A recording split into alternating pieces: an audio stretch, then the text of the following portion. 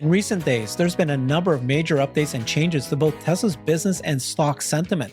From the confirmation that Tesla's on path to produce several more affordable vehicle models, perhaps launched even by the end of this year, to new information regarding the planned robotaxi program, including screenshots of the service, and also the reveal that Tesla now has over 35,000 H100 equivalent GPUs for their AI training, the stock has stopped the fall and is likely to gain more from here.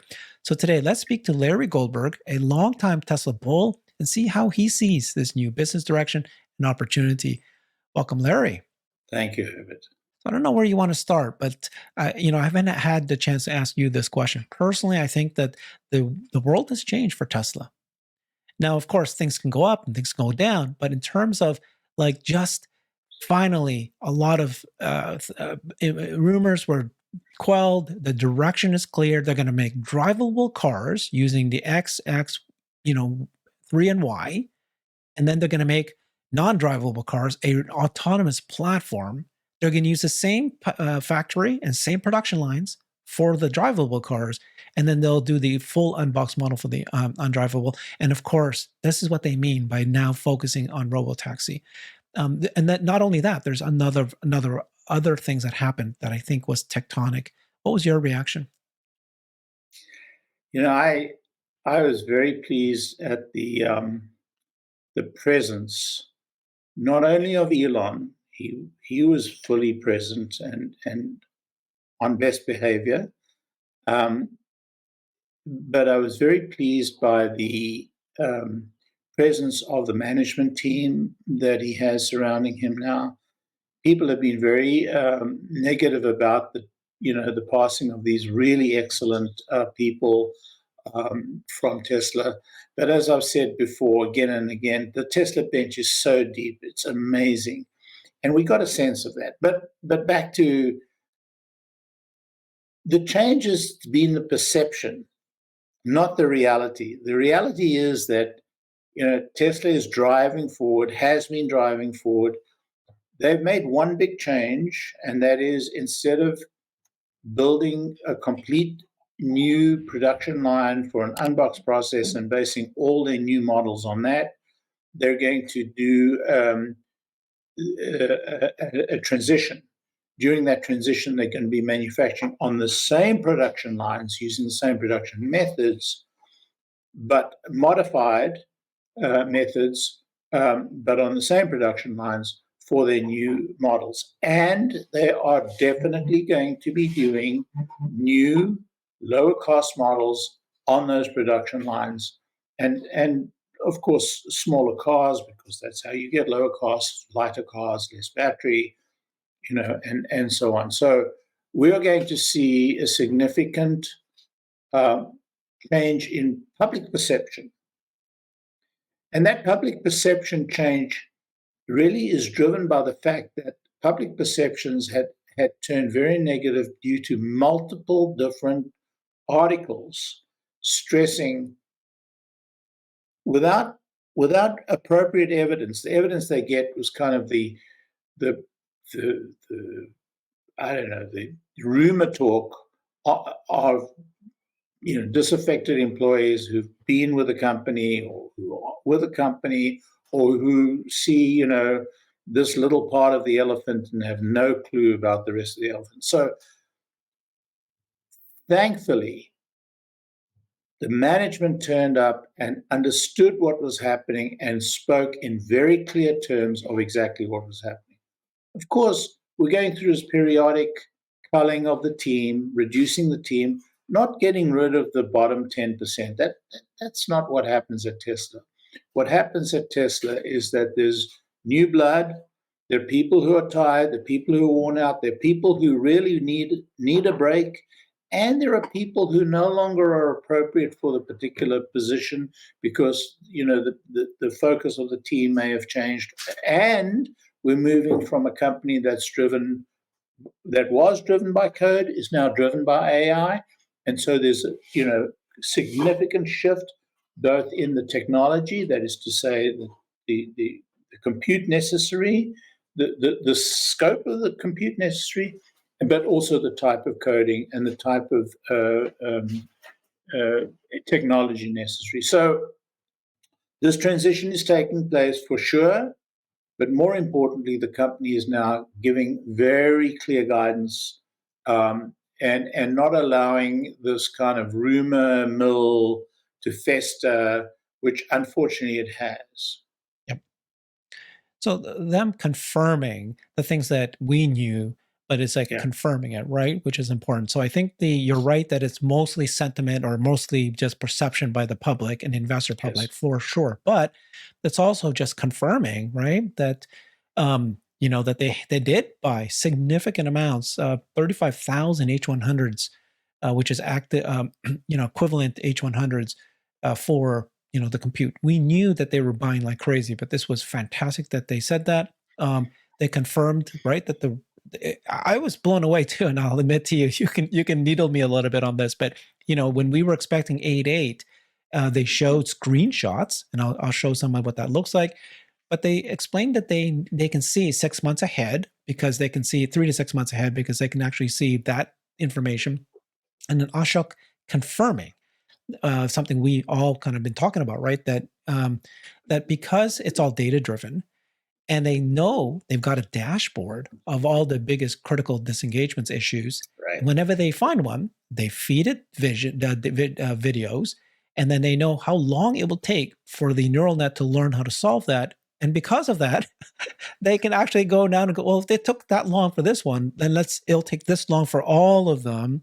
That's how they feel so confident that they can already see 12.5, 12.4, Cybercab. So the part that I think you can needle me on is that when 8.8, I said it was just going to be an unveil of the robotaxi, and that they will have an app, and that they will show that you can do this. You said that they're going to show the unboxed model, and I think you're the first person who said that. I think Jeff Lutz also reiterated that, but I said, like, why would they show the unboxed model there? He says, when he was asked a question about the $25,000 car, he'll say, we'll show you more. We'll explain that more on 8.8. So, like, why would they be talking about the $25,000 car when it's all about robo-taxi? So tell me why you knew that they were going to do this. It just makes business sense. I mean, you don't, when you disrupt your company, and you have to disrupt, in the software business, we have to disrupt all the time. But in the hardware business, it's even more so. When you disrupt the company, you have to be very cognizant of the fact that you have to have continuity of your existing products as you bring in new products. So the robotaxi is going to transform the company. Everything's going to become digital. But you still need a business to continue. You still need, and the public who buying your products, there's going to be the new adopters, but there's going to be those people who continue to want to buy the existing product. So it just made sense to me. Why would you turn the company upside down without continuity? So it just made sense to me. And I just see the company moving in standard Tesla mode, building the future while preserving, the tradition of the past. And their tradition is like anything 3 years old, falls off the tradition bandwagon. But everything that's up to 3 years old, we retain it for the next couple of years anyway. I want to get your feedback on these sentences. So they said this on the shareholder deck: we've updated our future vehicle lineup to accelerate the launch of new models, okay, plural, ahead of our previously communicated start of production in the second half of 2025. Elon says it will happen in the first half of 2025, maybe even the end of this year. Launch of new models. These new vehicles, including more affordable models, will utilize aspects of the next-gen platform, as well as utilizing the same manufacturing lines as current vehicle lineup. So do you think that this is a Model Y, Model 3, that's a variant of that? Maybe at first I thought it was just going to be a trim. It's going to be a lower cost trim. That's what you and I talked about. Or is it going to be a model? So there's like a Model 3, maybe it's like a Model Q, whatever, and it's not quite the compact car, but maybe it's a hatchback. What's your thinking of what they mean by this, and what I think it's going to be a compact affordable car. models? Yeah, I think it's going to be a compact car. Yeah, I think it's going to be a compact car. I think Explain it's that. going to be a car that is smaller and better is designed as a smaller car. Look, I'm in Europe right now. I'm driving a Model 3. I can't drive some roads. I mean, literally, the road is too narrow for the Model 3. Literally. I've already scraped. So don't tell the leasing company. But look, you gotta have a smaller car, and a smaller car is really nothing but a smaller car. And what they're going to do is they're going to put it on the same production line as they've got the Model 3 and the Model Y, or the Model Y in the case of Texas, and the Model 3 in the case of Fremont. They're going to put it on the same production line, but they're going to use some components of the unbox method. So it's going to happen. It's going to be a smaller car, and we're going to see it on 8.8.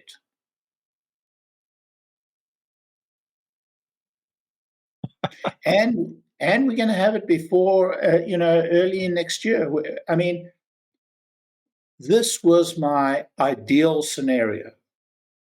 This was my ideal scenario, and I said as much. And Elon said it. That's much more important, by the way.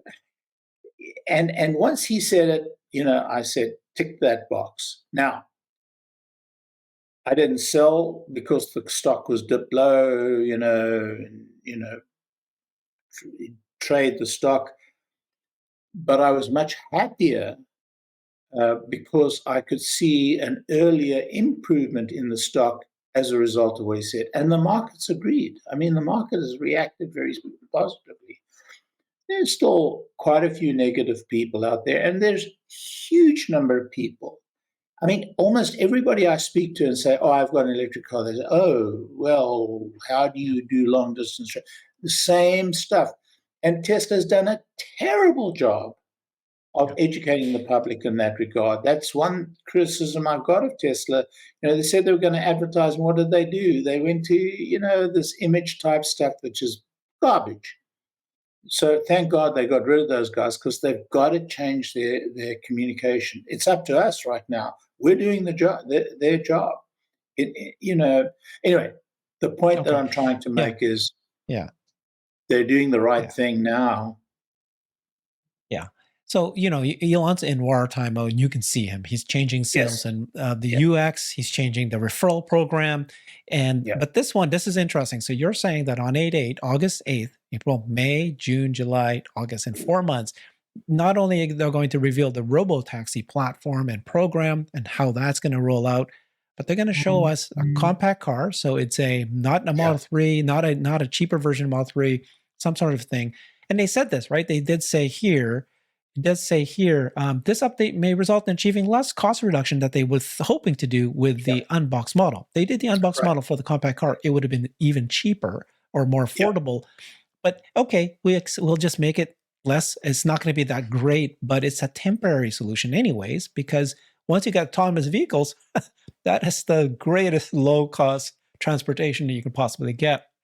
So, interesting. So you think it truly is a two-seater, maybe it's a hatchback, but it won't just be a Model 3, like the performance Model 3, right? Was the performance Model 3 was they changed the front. It'll be a Corolla. It'll be a Corolla equivalent car. Right now they've got a Camry equivalent car, and it's beating the pants off the Corollas. But in order to expand the TAM, they've got to have a Corolla competitive car. And it's going to be a Corolla competitive car. Something about two-seater, that's garbage. That's the robotaxi talk. He's saying to you very clearly, and you can read it, it's in the same report. He's going to be making a competitive car to expand the TAM of his existing models, lower cost model, and it's going to be a Corolla scope car. Now, what that means in terms of size, but it's going to be a four-seater. You can bet your bottom dollar, a 4 or 5-seater. It may be a hatchback. It should be a hatchback because that's the big seller. And it's going to be a lighter car, significantly lighter than the Model Y. And it's going to be a smaller battery because it can be, because it's a lighter car. It's going to just be a great little car. Okay. This is a Corolla. Yeah, yeah. Look, the Corolla was before Tesla upended the entire industry, it was the best-selling car in the world. And if you take all the Corolla variants, it actually sells more than the Model Y, because there are Corolla variants all over the world that are called by different names and they're slightly different body shapes and so on and so forth. And they're selling in the 2 million bracket range or even more.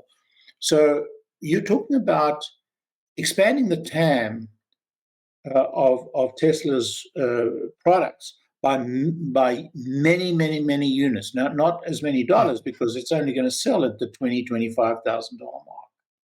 And for all those people who are telling me you can't get the price down to that level, they're wrong. Batteries have become dirt cheap, and they're get cheaper. And so, Tesla's going to do fine, good margin, great margin. Yes, they won't be able to take that last $2,000-$3,000 out of the car because it won't be an unbox process. But the same car that's built on the unbox process can be built on, the current production lines, because the current production lines,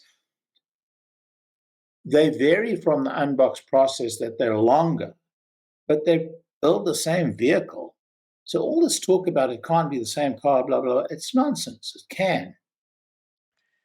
So, okay, like get back to the main topic, right? I felt that this was a confirmation of a giant change that is Yeah. changing Tesla finally. That Tesla as a business and a stock. Again, I'm sure there's going to be fluctuations. I'm not saying that Tesla can't fall anymore. No, no. I'm just saying that this was even for people like me who's been following this closely. Mhm. Here is a brilliant strategy for Yeah. their drivable cars. Use the same factories. That's why they did not, invest. You didn't hear why didn't they invest in Mexico? Oh my God, no Mexico, meaning our future is dead. No, they decided to go same factory, same production line, can still go 50% growth, and then creating a new model uh, that's going to be more affordable models, but using the same thing, and just they're going to add some of the components of unboxing in order to get the price even further down, but not as much as they were hoping to do. Brilliant strategy. And then they Brilliant doubled down strategy. on robotaxi. So that's, what I mean? Like if you think of Tesla as an auto company, you should be happy. Like for initially, the argument for us investors is always Tesla's not an auto company. Okay, that's a hard business to be in. Right. It's low margins. Let's think. But now you got a fantastic auto company, just auto company alone. They're going to navigate through the tough macro and the tough cyclical scenario. Then you got the robo. I love he called it the true auto in automobile, autonomous mobiles, vehicles, and double down on that. He's going to come out on August 8th, and then I see the company as an AI robotics company. So I look at the investment. You and I have been many shows, and you also were saying we need to have dramatic investment in AI. And what did they show in this deck? They showed that they cut layoffs by 10% to save $1 billion a year, Right. but they're buying $2 billion a year of AI. And then by showing, this deck here of right, how much they're spending, that's the confirmation again that we were hoping to see, and we got it, which is this here, right? So look at the difference between when we were talking about it, right, to now, boom, just shoots up exactly what we were hoping in terms of how much training capacity that they need. So this is really the company. This is the company right here. It's AI compute, basically. That's AI training. That's what's critical. Right. And, we knew it was going to happen, and we knew it was happening, but it was very difficult to talk about the promise of, a quarter ago versus the actual, and where are we with the actual, because you have these voices of doubt on the, even amongst the Tesla community, the Tesla investment community, you have these voices of doubt about, they come online and come up with all this nonsense. I mean, it's incredible. But to have them confirm it, and to have them display it is just great. So Okay, Larry, I I wanted to think we ask you what went, you thought. yeah, What did you think about Cybercab? And so my thinking was Cybercab is the name for the line of autonomous vehicles. whether it's a van, whether it's a compact, whatever it is. But the auto will be the name for the robotaxi. I think I'm going to take an auto today, use the app, hail a car, summon it to me. It says summon, right? Get it to me. And then, but the Cybercab will be the name of the line, the brand of the Sounds the good. actual. Sounds good. I'm not, that's not my focus. I'm not a very great marketing guy, to be honest. That's not my strength. Yeah, I like It it sounds because I good. think for me, Cybercab means that it's safe. That to me is what I was thinking, just brilliant. That it's going to be cyber looking futuristic, just like the cyber car, but it'll be safe. And then what I've been talking to experts are telling me, some people are saying that the way they'll do it is they'll use steel, but they don't need it to be the strength of the steel that a Cybertruck has. And so it's actually easier to bend, and it just doesn't have to be bulletproof, is what they were trying to do with the Cybertruck. And so it doesn't have to cost as much because you don't have to paint it, you don't have to scratching it. It's got to be very, very durable. Yeah. Anything else that happened that you thought was massive for the business, that you were very happy to hear for both the business and the stock? That's a good question. Did I hear anything that surprised me to the upside? Yeah, I think, in the 10Q, and we can talk about this on another time if you wish, but on the 10Q, I saw the slope of the curve on the building of the the future revenue of the battery business driving according to my expectations. Revenue was a little low, but earnings were very good on energy. And, there were some bulls that were saying, before the 10Q came out, the earnings aren't great. They padded it with all kinds of FSD revenue, clawback of the reserves. Turned out to be no, the energy gross margin was there. And so revenue is not as high as I'd hoped. But the earnings are getting up there, and the reserves are building very dramatically, as I expected. So I'm updating my energy studies, but we're on track in terms of margin. We're not yet on track in terms of gross earnings, and the reason is that, again, this long cycle time in terms of billing. But the good thing about that is that it'll all come in fairly large waves. Wonderful. In the latter half of the year. Okay. Thank you so much, Larry. Follow Larry Goldberg on X at Tesla Larry. And next week he regularly drops long research and threads. So keep an eye out for that to be dropped next Thursday. Thanks, everybody. Bye, Larry. I've created a website that is the most comprehensive resource for the Tesla investor. Please check it out. Simply go to my website at herbertong.com.